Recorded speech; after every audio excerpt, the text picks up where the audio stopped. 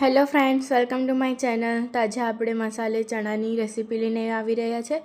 તો આ recipe health માટે પણ હેલ્પફુલ છે અને કોઈ શુભ પ્રસંગમાં આપણે પ્રસાદ તરીકે પણ ઉપયોગી બને છે। તો તમે આ રેસીપી જરૂરથી ટ્રાય કરજો।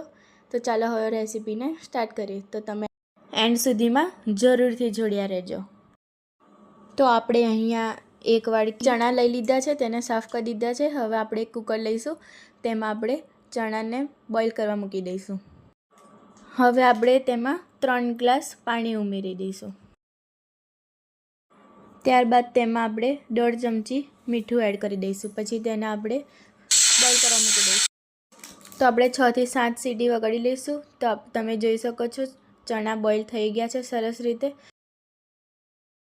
8-9 મરચાં લઈ લીધા છે, એક આદું લઈ લીધું છે, તેને આપણે પેસ્ટ બનાવી દઈશું। ત્યારબાદ આપણે એક ડીશમાં ચણા લઈ લઈશું।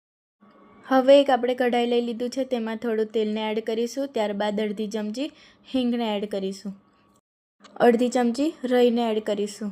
રઈ તતરી જાય એટલે આપણે મરચાંની પેસ્ટ એડ કરી દઈશું। ત્યારબાદ મીઠો લીમડો એડ કરી દઈશું। પછી તેને આપણે સારી રીતે હલાવી દઈશું। હવે 1/2 ચમચી હળદરને એડ કરીશું। 1 ચમચી મરચું એડ કરીશું। 1/2 ચમચી ધાણા જીરું એડ કરીશું। ત્યારબાદ આપણે બોઇલ થયેલા ચણાને પણ એડ કરી દઈશું। ત્યારબાદ સારી રીતે હલાવી દેવાનું છે। પછી 1/2 ચમચી ગરમ મસાલો એડ કરીશું અને સ્વાદ અનુસાર મીઠું પણ એડ કરી લઈશું। એક અડધું લીંબુ પણ એડ કરી લઈશું। પછી તેને સારી રીતે હલાવી દઈશું।